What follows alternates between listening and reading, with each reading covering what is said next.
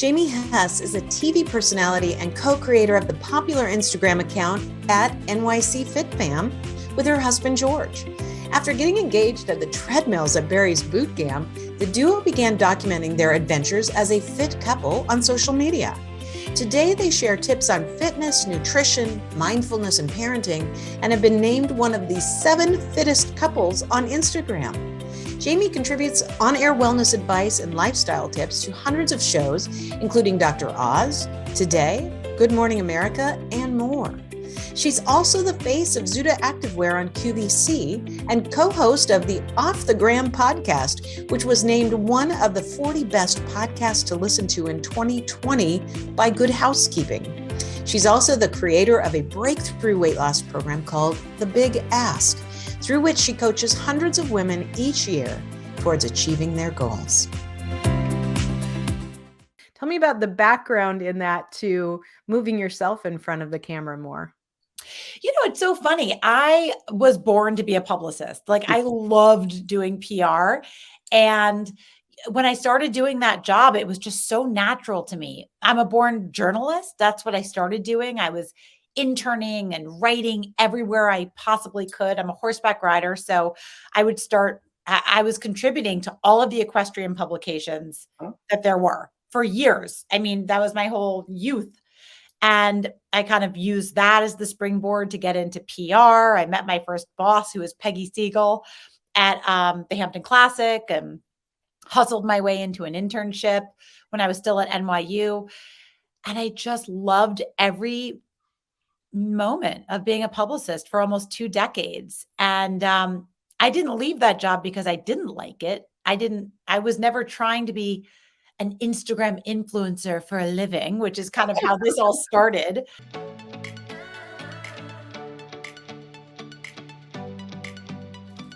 I am not a millennial, nor is my husband. We are 41 and 61 years old, and we were not trying to be Instagram influencers for a living. However, we have a genuine love for health and wellness. We started sharing about what that looks like for our family, from our engagement on the treadmills at Barry's boot camp to having fit pregnancies and a fit marriage and just wellness as our North Star. And I think that resonated with people. For whatever reason, this Instagram took off, and not just for whatever reason. It was, I think, a mix of authenticity and the fact that I had a business background. I had the institutional pedigree to understand how to monetize it and make it a business. And so I took that and made my side hustle eventually my full hustle. Mm-hmm. That launched my television career, my podcasting career, my career as a healthy living brand ambassador, and all of the things I do today. But the last thing I'll say to bring it full circle is that so many times on panels, people ask me, like, how can I be an influencer? I said, don't try to be an influencer. Like, that's not, if that's your end goal, you're really looking at it wrong. But what I do is I look at all of these things that I do as, like, holistically. I'm not just saying to a brand, like, will you pay me to post about something? I say, how can I create content that's super valuable? Let me do a 3-part cooking series and deconstruct, like, the ethos of your product and show people how they can have a better for you life using your product, and then give you that content to repurpose. So I think looking at it from a bit more of a business minded just environment really helped me create what I have, and being able to bring ideas to the table. I never wait for the brand to tell me what they want. I tell them what I think they should do and how I can bring that to life. I love it. Well, and your whole basis there too is it started in something you really love, and and a fit family, which I love. And that just is so appealing. You're right. It's appealing to all of us to be healthy as a family. And what are we teaching our kids, and how are we modeling it ourselves? But you took what you were really passionate about and then built a business from that, rather than saying, how do I get to the end result really quickly? Which maybe you can, some people can, but it doesn't mean you're going to enjoy it along the way. So how you built that is really, it's smart from a business stance, but it must feel really good inside to know that you are living a business today that also feeds your soul.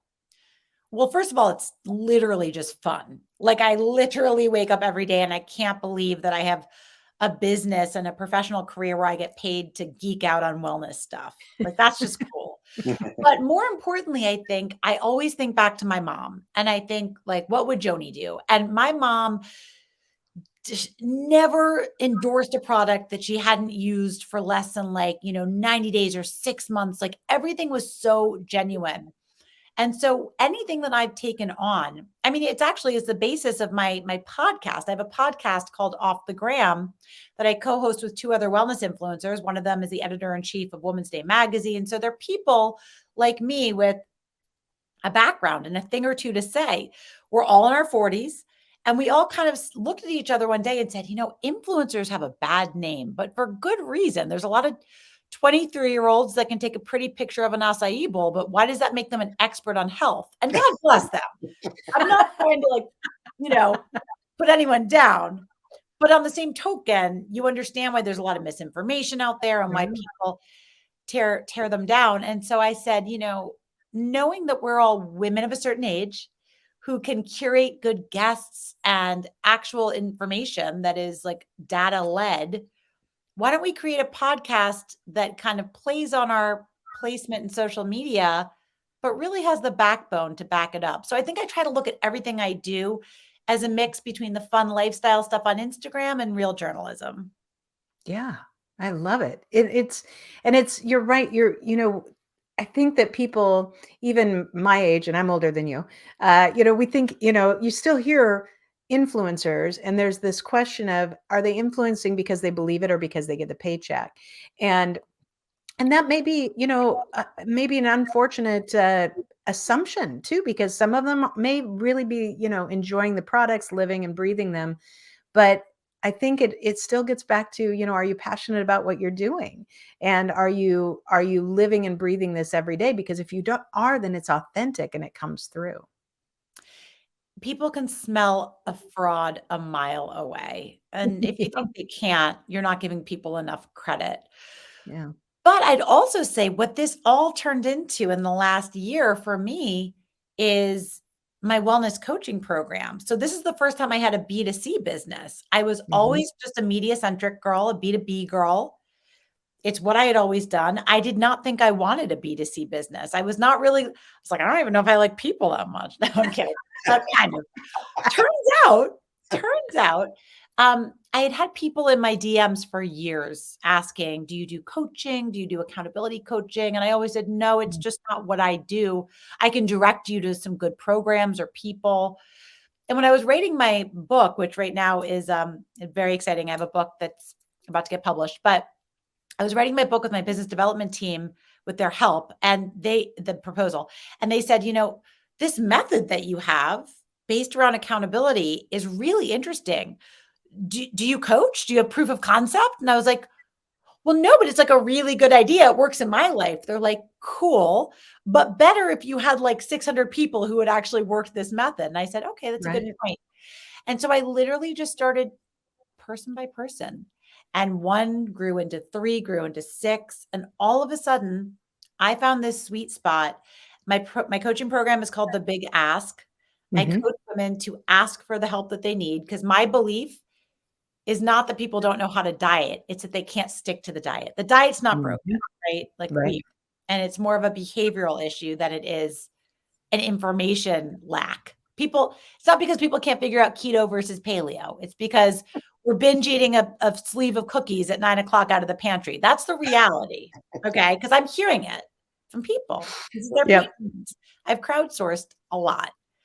And, it's funny, you guys, people used to come up to my mom in restrooms at restaurants or concerts, women, and they would tell her their deepest, darkest secrets, like their stories.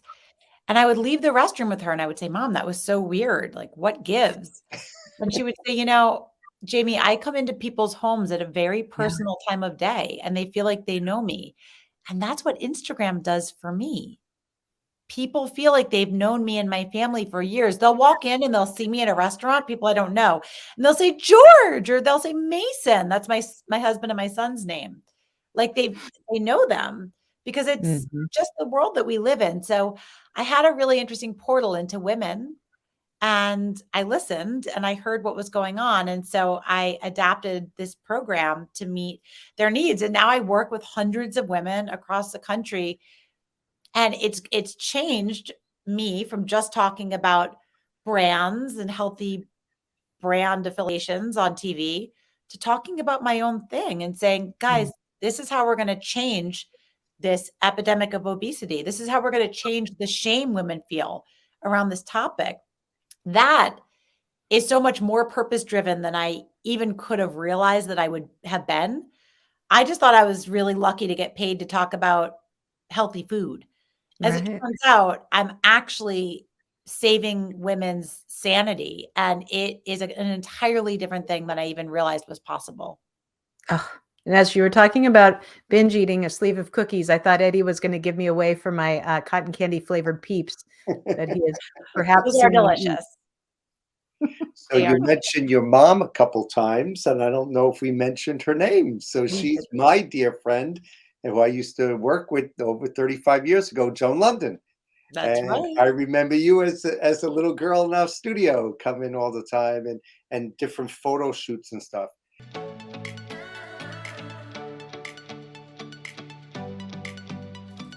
Anything that you've learned from your mom Oh since my she's gosh. such an icon in the business?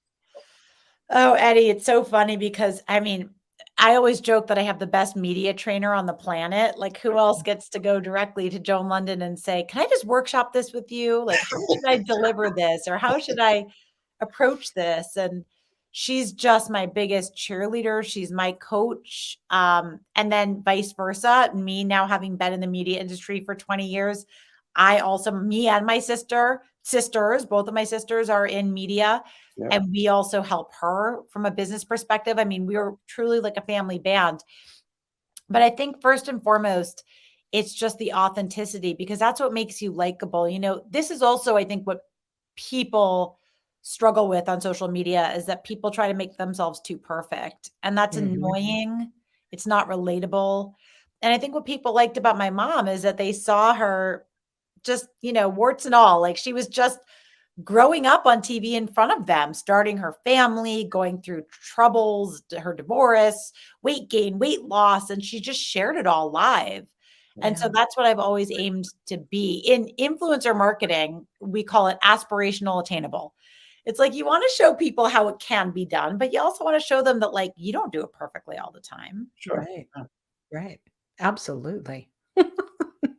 And I think about so I watched your mom all through Good Morning America as well. I was one of those strange kids that was watching it like at age 9 before I'd go to school. My mom's like, "Don't you need to go to school?" I'm like, "Wait, I got to get to the commercial. It'll be fine. I live across the street from the school. It's all good."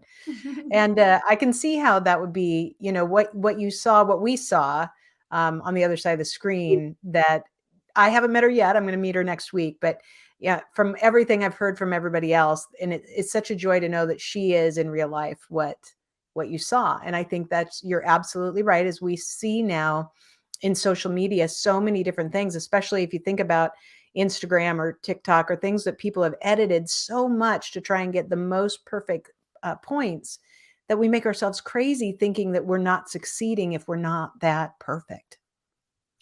It's crazy making. It's really crazy making. But I also don't think it's helpful to people. If you're not showing the other side of things, it makes people feel discouraged.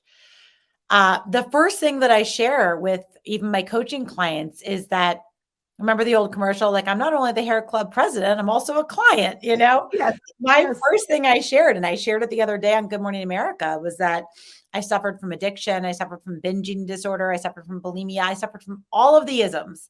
Mm. And so I come to my method, my solve from a place of suffering. And I had to get myself out of that with help.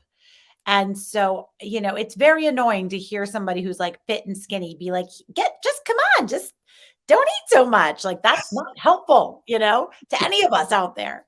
Yeah. And so I really find it the most helpful to explain to people that not only did I come from this place of really dark depths, I still struggle with all of it every day today. It's just on a spectrum, but now it's managed because I have tools. And so those are the tools that I bring forward to other people.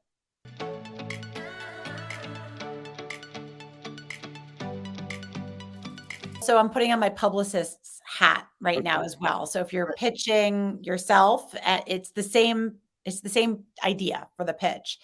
And that is a couple of things. It's got to be like timely and relevant. So you Yeah. got to attach your pitch to some sort of timely news data.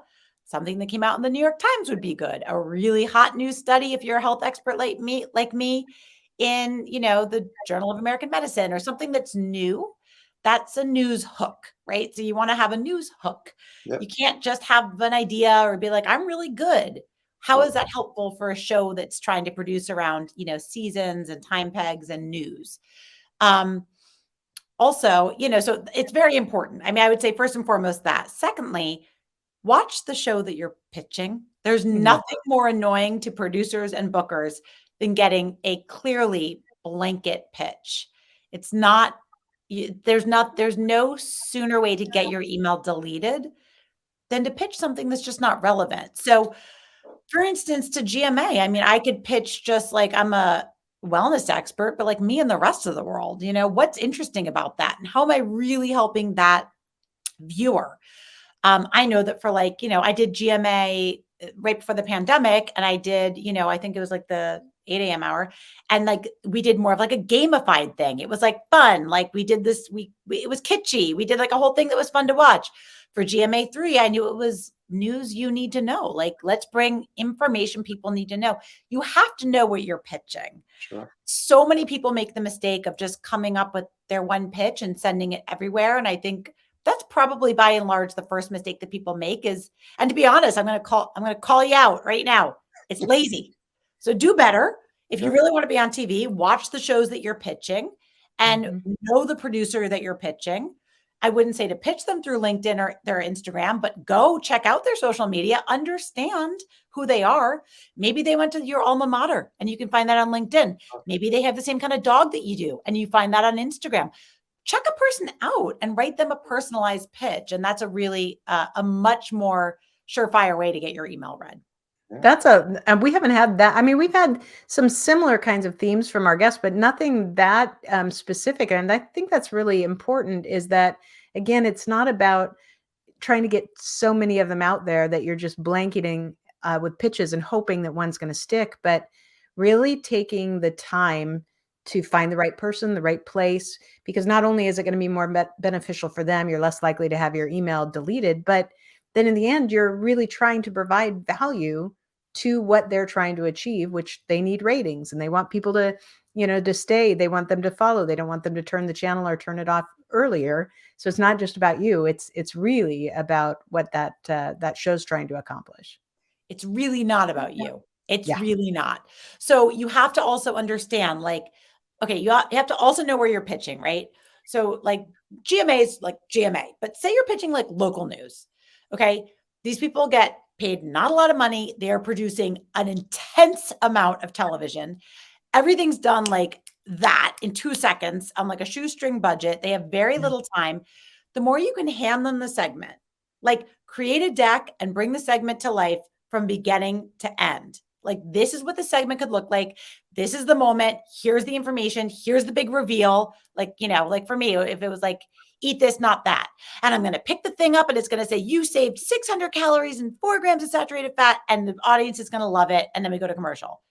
Bring it to, don't just say I can talk about, ways to eat healthy for the holidays. That's so basic, right? Yeah. So make it more interesting and do their job for them. That's a much easier in, I would say. I totally agree. I was thinking back to long, long ago when I worked for a credit counseling organization, and I would call my news people just called me anytime they frankly needed to fill any time. But the most fun we had was when I said, you know what, in talking, we were seeing kind of a spike in inflation, and I said, let's talk about what it means to buy the generic, product versus the name brand, and I'll bring in 10 things with their generic and their name brand, and we'll have a taste test on air. That's a great segment. It was so much fun. We had a great time with it, and they gave me more time than they originally said because it was engaging and it was something that people tuned in for. Yeah. It's a great segment. I mean, look, and it doesn't have to be rocket science. I think people also overcomplicate it. And what you have to also understand is like you might be making it too complicated, especially if we're talking about like morning TV, like Oh, yeah. 3.5 minutes, guys, 3.5 minutes, right? So, If you're lucky. if you're lucky. So you have to like, you have to really understand the format.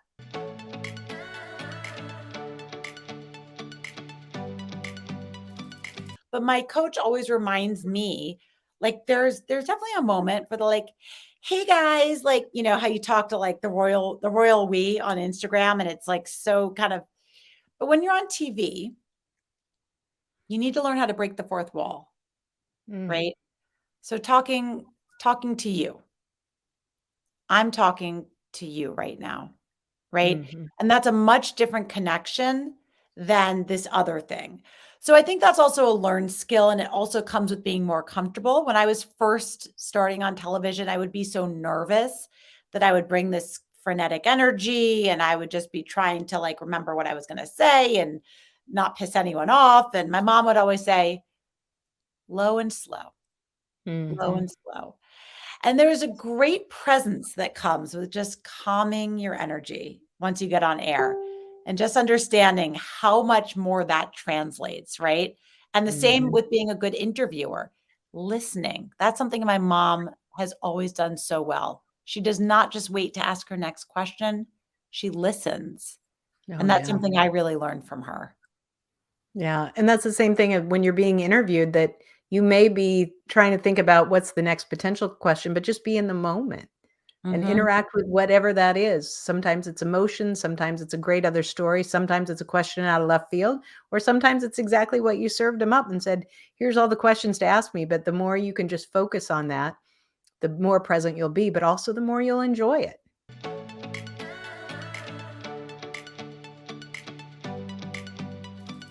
Yeah.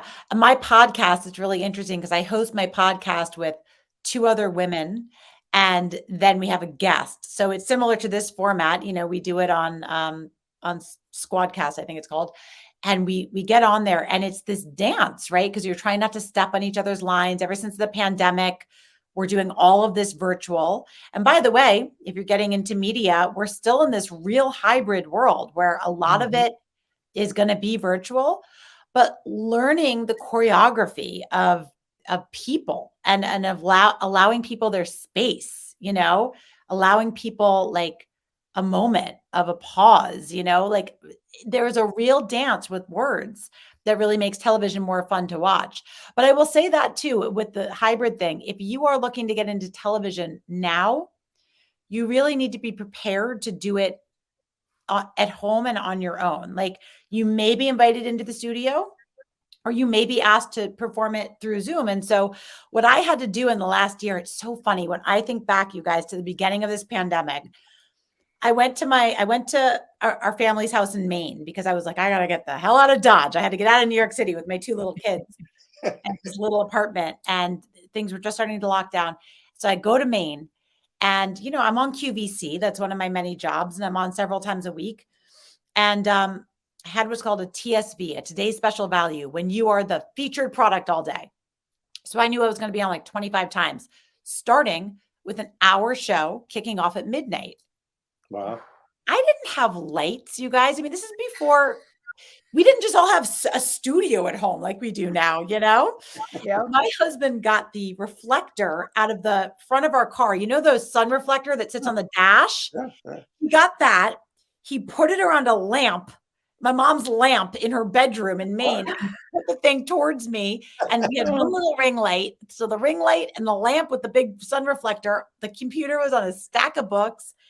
And I just did this hour of television, like from the corner. And since then, over the past year, the investment that I've made in myself and what I am doing here for a living has not been cheap. However, I live in Westchester, Pennsylvania now by the QVC studio. And I run into my cohorts, my colleagues that were on the air all the time.